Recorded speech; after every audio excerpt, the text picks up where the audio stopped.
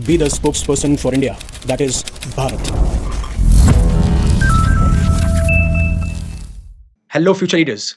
US Iran war के अंदर एक सोशल मीडिया पोस्ट जो कि डोनाल्ड ट्रंप ने खुद ने की थी वो कोई भी नहीं भूलेगा, खासकर जब उन्होंने ये क्लेम किया कि आज रात पूरी की पूरी सिविलाइजेशन खत्म हो जाएगी और इस तरीके से खत्म होगी कि वो कभी भी दोबारा उठ खड़ी नहीं हो पाएगी। और आप सबको याद होगा ये लाइन जो उन्होंने अपने ही social media platform Truth Social पे कही थी, a whole civilisation will die tonight, never to be brought back again. मैं ये करना नहीं चाहता but it probably will happen, we will find out tonight. और इससे पहले भी काफी बार उन्होंने ऐसे अंदेशे या फिर ऐसे इंटरव्यूज, ऐसे स्टेटमेंट दिए, खासकर इस पोस्ट के साथ भी, जब लोगों को लगने लगा कि शायद डोनाल्ड ट्रंप ने अपना मन बना लिया है कि वो न्यूक्लियर वेपन से अटैक कर सकते हैं ईरान के ऊपर।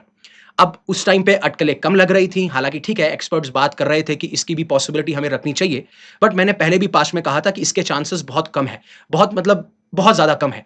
बट जिस तरीके से डोनाल्ड ट्रंप बिहेव करते हैं, इम्पल्सिव हैं, रैंडम हैं, और उनका क्या मूड होगा, किस तरीके का इंटेंशन होगा, वो कोई भी नहीं बता सकता।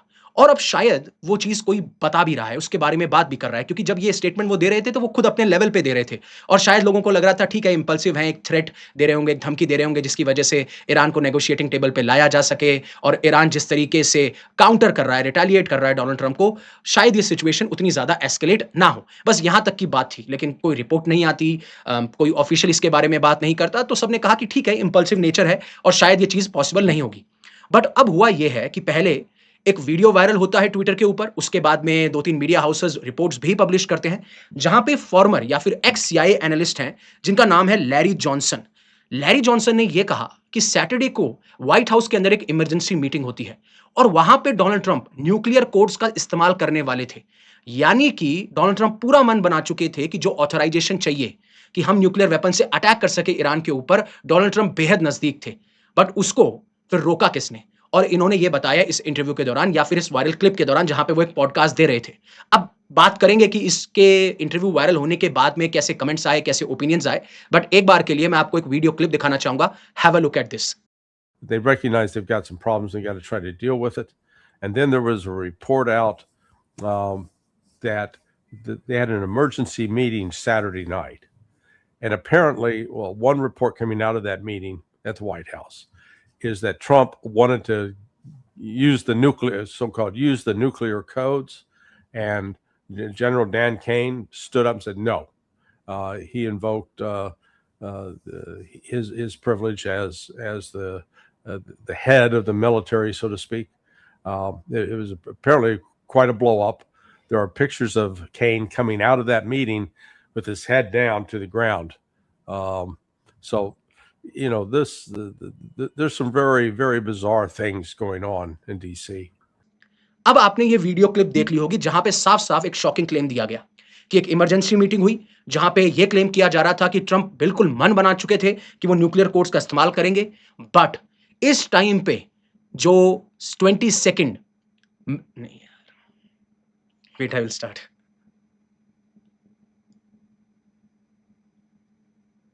बट इस टाइम पे यूनाइटेड स्टेट्स के जो 22 chairman joint of chief staff हैं, जनरल डैन केन, जो कि यूनाइटेड स्टेट्स के एयरफोर्स जनरल भी हैं और हाईएस्ट रैंकिंग मिलिट्री ऑफिशियल भी हैं, जो कि एडवाइजर हैं प्रेसिडेंट के और सेक्रेटरी ऑफ वॉर के, उन्होंने ये चीज रोकी।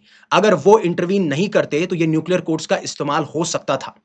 अब सवाल बहुत सारे खड़े हो जाते हैं यहाँ पे, क्योंकि ना तो कोई इसके बारे में मीडिया रिपोर्ट निकल के आई, सिर्फ एक ये वीडियो वायरल हो रहा है और इस वीडियो वायरल होने के बेसिस पे काफी सारे मीडिया हाउसेस इस न्यूज को कवर कर रहे हैं, लेकिन कोई भी ऐसी खबर नहीं निकल के आती, किसी भी ऑफिशियल ने इस बारे में बात नहीं करी, और ऑब्वियसली बात है कोई वीडियो बाहर निकल के नहीं आया। और स्पेशली ये मैटर भी इतना सेंसिटिव है कि कोई ऐसा नहीं है कि व्हाइट हाउस की इमरजेंसी मीटिंग हो रही है, नहीं तो फिर पूरी दुनिया को ही दिखा देते ना। अगर ऐसा होता तो ना तो कोई वीडियो बाहर निकल के आया, ना इसके बारे में ज्यादा बात की गई, और काफी बार ये इतना सीक्रेटिव होता है कि इसके बारे में इतनी बात की जाए वो भी पॉसिबल नहीं है। मतलब अगर डोनाल्ड ट्रंप ने मन बना लिया, उन्होंने न्यूक्लियर कोड का इस्तेमाल किया और न्यूक्लियर वेपन लॉन्च कर दिए, तो शायद मुझे नहीं लगता कि उस टाइम पे किसी को पता होगा। लोगों को पता तभी चलेगा या तो कोई ट्रैक कर रहा होगा उस वेपन को, या फिर जब एक्चुअली में अटैक होगा, तो रिपोर्ट्स बाहर निकल के आना, इसके ऊपर भी बात करना बहुत ज़्यादा डिफिकल्ट हो जाता है। लेकिन हाँ, पहली बार ये जो रिपोर्ट है, काफ़ी बार ये वॉल स्ट्रीट जर्नल में ही मेंशन करी, हालाँकि मैंने जब देखा वॉल स्ट्रीट जर्नल के आर्टिकल्स को, तो मुझे कहीं पे भी वो रिपोर्ट देखने को नहीं मिली। लेकिन एक जहाँ पे द मिरर करके है, वहाँ पे इस चीज़ को मेंशन किया गया था, Trump tried to use nuclear codes but was stopped by military chief. और जब उसका फैक्ट चेक किया गया, तब ये बोला कि ये अनवेरिफाइड रिपोर्ट्स है। मतलब हम इस रिपोर्ट्स को ये नहीं कह सकते कि ये वेरिफाइड रिपोर्ट्स, और इतना सेंसिटिव मैटर है कि यहाँ पे आप सच में क्लेम नहीं कर सकते हैं।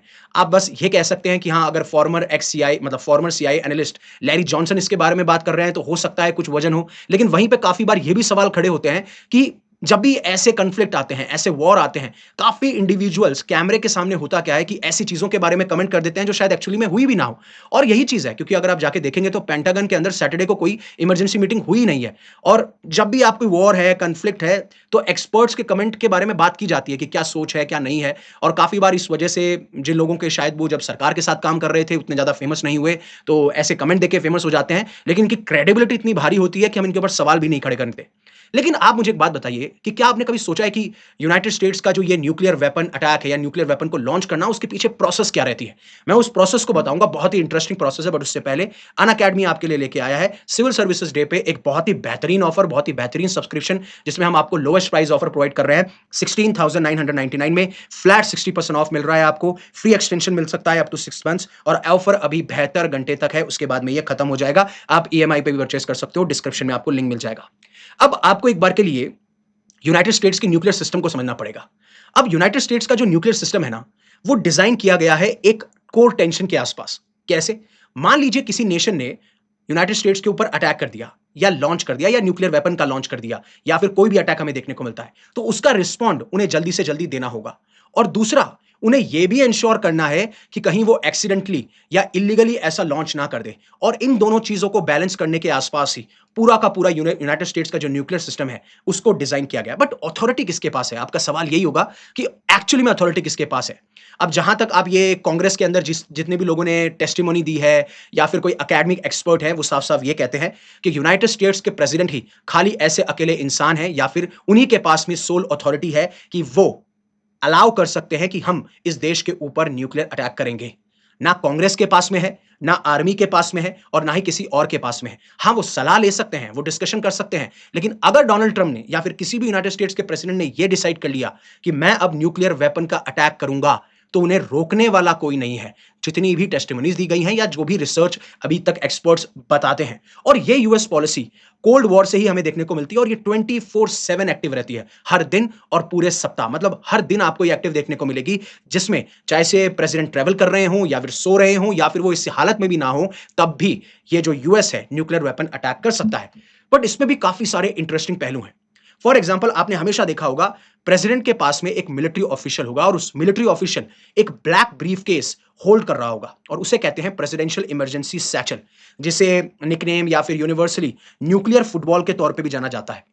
और जहां तक इस मिलिट्री ऑफिशियल की बात है, जो कि इस ब्लैक ब्रीफ केस को होल्ड करके रखता है और आसपास ही होता है यूनाइटेड स्टेट्स के प्रेसिडेंट के, वो कोई ना कोई एक ऑफिसर इन 5 फोर्सेस में से होता है, चाहे से वो आर्मी हो, एयरफोर्स हो, नेवी हो, मरीन्स हो, कोस्ट गार्ड हो, और फिर ये रोटेट होते रहते हैं। लेकिन आपका अगला सवाल ये होगा कि इस ब्लैक ब्रीफ केस में एक्चुअली में होता क्या है? पहली चीज होती है ब्लैक बुक। ब्लैक बुक में क्या होता है? एक पूरा का पूरा मेन्यू होता है। उस मेन्यू में यह डिसाइड होता है कि क्या हम एक लिमिटेड स्ट्राइक करने वाले हैं या एक फुल स्केल अटैक करेंगे, और उसमें बताया जाता है कि टारगेटिंग साइट्स क्या होने वाली है। क्या जो लीडर्स बंकर्स में छुपे हैं उन्हें टारगेट करना है, या मिलिट्री इंफ्रास्ट्रक्चर या मिलिट्री टारगेट को निशाना बनाना है, या फिर कुछ और। पूरा का पूरा मेन्यू डिसाइडेड होता है। एंड सेकंड नंबर पे आते हैं ऑथेंटिकेशन कोड्स, जो कि ये वेरीफाई करते हैं कि क्या एक्चुअली में, और ये कंफर्म करते हैं कि क्या यूनाइटेड स्टेट्स के जो प्रेसिडेंट हैं वही जेन्युइनली इस लॉन्च के बारे में परमिशन दे रहे हैं। और इसके पीछे है एक इंटरेस्टिंग कहानी। आप सबने द बिस्किट नाम जरूर सुना होगा, क्योंकि प्रेसिडेंट जो होते हैं, यूनाइटेड स्टेट्स के जो प्रेसिडेंट होते हैं, उनके पास में एक स्मॉल कार्ड होता है, और उस स्मॉल कार्ड का नाम होता है बिस्किट। और फॉर्मली पहले इसे जो है, आप अगर ऑफिशियली बोलेंगे तो इसे गोल्ड कोड्स कहा जाता। और गोल्ड कोड्स में आपको अल्फा न्यूमेरिक डिजिट मिलेगी, मतलब कुछ कॉम्बिनेशन होगा अल्फाबेट्स का और नंबर्स का, जो कि एक बहुत ही यूनिक कोड होता है, और ये कोड हर दिन चेंज हो रहा होता है। और अगर मान लीजिए यूनाइटेड स्टेट्स के प्रेसिडेंट को लॉन्च करना है अटैक, तो इन्हीं कोड्स का इस्तेमाल किया जाता है। और ये कोड एक और चीज कंफर्म करते हैं कि क्या जेन्युइनली यूनाइटेड स्टेट्स के प्रेसिडेंट ने ही तो ये कंफर्मेशन नहीं दिया है। और जब प्रेसिडेंट ये मन बना लेते हैं, तो फिर ये कोड पेंटागन को भेजा जाता है और पेंटागन फिर कंफर्म करती है कि यस, ये जो ऑर्डर है लॉन्च का वो हमें यूनाइटेड स्टेट्स के प्रेसिडेंट ने ही दिया है। फिर उसके बाद में इंडिपेंडेंटली, चाहे पेंटागन हो या फिर स्ट्रैटकॉम, स्ट्रेटेजिक कमांड हो, जिनके ऊपर कंट्रोल होता है न्यूक्लियर फोर्स का, वो इंडिपेंडेंटली वेरीफाई करती है और जब ये वेरीफाई करती है तब उसके बाद में हमें लॉन्च देखने को मिलता है। और अगर आप पास्ट में देखेंगे तो एक थे प्रेसिडेंट कार्टर। यहां तक की बात की गई है कि काफी बार बहुत बड़ी सिक्योरिटी सिचुएशन खड़ी हो गई थी जब प्रेसिडेंट कार्टर ने, जो रिपोर्टेडली ये माना जाता है कि इस बिस्किट को वो कहीं ना कहीं उनके सूट में वो बिस्किट प्लेस किया हुआ था और उसके बाद में फिर वो ड्राई क्लीनर को भेज देते हैं। सेकंड प्रेसिडेंट क्लिंटन के टाइम पे भी जो इनके बहुत ही क्लोज एड थे वो कहीं ना कहीं ट्रैक हो चुके थे इस कोड का काफी महीनों तक, और ये जो है एक बहुत ही बड़ी सिक्योरिटी सिचुएशन हो जाती है। और जहां तक मैं इस न्यूक्लियर फुटबॉल की बात कर रहा था, वहां पे सिक्योर बंकर्स की भी लिस्ट होती है जहां पे प्रेसिडेंट को छुपाया जा सकता है और इंपॉर्टेंट ऑफिशियल्स को, और फिर स्टेप बाय स्टेप इंस्ट्रक्शन होते हैं कि किस तरीके से आप एक लॉन्च करेंगे। लेकिन कहने की बात यह है कि ये चीज कहीं पे भी नहीं लिखी गई कि कोई सेक्रेटरी ऑफ वॉर रोक सकता है या फिर मान लीजिए यूएस एयरफोर्स के जो जनरल हैं अभी या फिर जो चेयरमैन है जॉइंट चीफ ऑफ स्टाफ के, वो रोक सकते हैं। तो अब जो ये कह रहे हैं कि जो डैन केन है उन्होंने इस चीज को रोका, अदरवाइज ट्रंप न्यूक्लियर कोड्स का इस्तेमाल कर सकते थे। तो अगर डोनाल्ड ट्रंप को करना होता तो उन्हें कोई रोक नहीं सकता, और हो सकता है कि बहुत इंटरवेंशन हुआ हो, बहुत आर्ग्यूमेंट्स हुए और उसके बेसिस पे, अगेन अनवेरिफाइड रिपोर्ट्स है, कंफर्म रिपोर्ट्स तो है नहीं, बट अगर एक एक्ससीआई इस बारे में बात कर रहा है तो काफी सारे सवाल खड़े हो जाते हैं। बट बात यह है कि एक शॉकिंग रिपोर्ट और निकल के आई वॉल स्ट्रीट जर्नल से, जहां पे आपको एक इंसिडेंट जरूर याद होगा जब ईरान ने एक F-15E फाइटर जेट को शॉट डाउन कर दिया गया था और उसके जो दोनों पायलट थे, एक पायलट और एक वेपन सिस्टम ऑफिसर, जो कि अपने आप को इजेक्ट कर लेते हैं, एंड देन उसके बाद में दोनों तरफ से, चाहे वो यूनाइटेड स्टेट्स हो या फिर वो IRGC हो, एक सर्च और रेस्क्यू ऑपरेशन चलाया जाता है। अब हालांकि रिपोर्ट्स यही कहती हैं कि दोनों के दोनों पायलट और वेपन सिस्टम ऑफिसर को रेस्क्यू कर लिया गया था यूनाइटेड स्टेट्स के द्वारा, बट उस टाइम पे भी डोनाल्ड ट्रंप बहुत इंपल्सिव थे और बहुत फ्रस्ट्रेटेड थे और अपने ही ऑफिशियल्स पे बहुत ज्यादा चिल्ला रहे थे कि हमारी कोई मदद नहीं कर रहा है, Europeans are not helping us, और इसके बारे में भी काफी सारे आर्टिकल जो है उस टाइम पब्लिश किए गए। लेकिन शॉकिंगली जब ये प्लान किया जा रहा था, जब सर्च एंड रेस्क्यू ऑपरेशन चलाया जा रहा था, तो जो एक वॉर रूम था या जो वेटिंग रूम था, उससे डोनाल्ड ट्रंप को बाहर कर दिया जाता है। अब ये भी बहुत शॉकिंग है, मतलब आपके प्रेसिडेंट को ही आप बाहर कर दे रहे हैं, मतलब काफी बार ये सुनने में बहुत अजीब लगता है। लेकिन वॉल स्ट्रीट जर्नल में ये रिपोर्ट्स आई क्योंकि बार बार डोनाल्ड ट्रंप इंटरवीन कर रहे थे, चिल्ला रहे थे, पेशेंस दिखा नहीं रहे थे और फ्रस्ट्रेट हो रहे थे, और इस वजह से जो एक्चुअली में ऑपरेशन चल रहा था उसमें इन सारे लोगों को डिस्ट्रैक्शन फील हो रहा था और डिस्ट्रैक्शन के साथ में डिस्टर्बेंस भी फील हो रहा था, इसलिए इन्होंने डोनाल्ड ट्रंप को बाहर कर दिया। और फिर उसके बाद में जो भी इंपॉर्टेंट अगर कोई इंफॉर्मेशन पास ऑन करनी थी वो पास ऑन कर दी जाती थी डोनाल्ड ट्रंप को। और अब आज अगर बात करें तो जिस तरीके से व्हाइट हाउस या फिर डोनाल्ड ट्रंप अलग अलग तरीके से कोशिश यही कर रहे हैं कि ये वॉर ना दोबारा शुरू हो। अब उन्होंने दोबारा से जो सीज फायर है उसकी डेट को एक्सटेंड कर दिया गया है। उन्होंने कहा कि ये मैंने इसलिए किया क्योंकि मेरे favourite field marshal Asim Munir और पाकिस्तान के पीएम शहबाज शरीफ ने मेरे से रिक्वेस्ट की। मैंने आपको बताया है वो अगर कुछ भी करना चाहेंगे अपने स्टेप अपने अनुसार तो कोई ना कोई जस्टिफिकेशन दे ही देंगे कि मुझे पाकिस्तान ने कहा था, मैंने चाइना की वजह से ये किया। वो कभी भी ये नहीं एक्सपेक्ट करेंगे या फिर एक्सेप्ट करेंगे कि ये मैं कर रहा हूं, मैं बेबस हूं।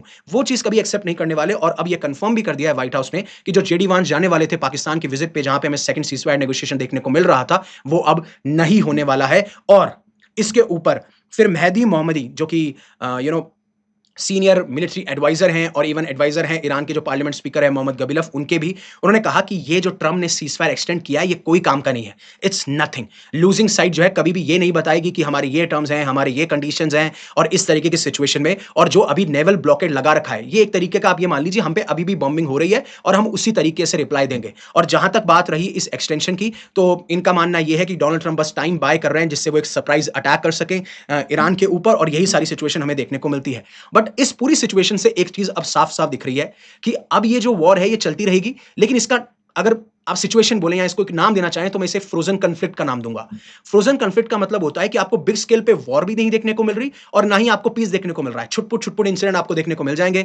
यूएस ईरान की शिप को सीज कर लेगा, ईरान फायर कर देगा कुछ वेसल्स के ऊपर, कुछ दिन वो ब्लॉकेट लगा देंगे, कुछ दिन ये ब्लॉकेट लगा देंगे, कुछ अटैक्स हमें देखने को मिल जाएंगे, दैट्स इट। तो जैसा यूक्रेन में हमें देखने को मिला 2014 से 2022 के अंदर, आज भी आप नॉर्थ कोरिया साउथ कोरिया में देखेंगे तो वॉर खत्म हो चुकी है लेकिन पीस ट्रीटी आज तक भी साइन नहीं हुई है। तो इस टाइप के फ्रोजन कॉन्फ्लिक्ट हमें देखने को मिलते हैं। अब देखिए आगे जाके सिचुएशन किस तरीके से अनफोल्ड करती है, लेकिन आपका क्या मानना है प्लीज आप कमेंट सेक्शन में जरूर बताइएगा। अच्छा लगा तो प्लीज लाइक कीजिए, शेयर कीजिए एंड सब्सक्राइब करना मत भूलिएगा। Thank you very much for giving me your precious asset that is your time. Stay safe, stay happy, take care.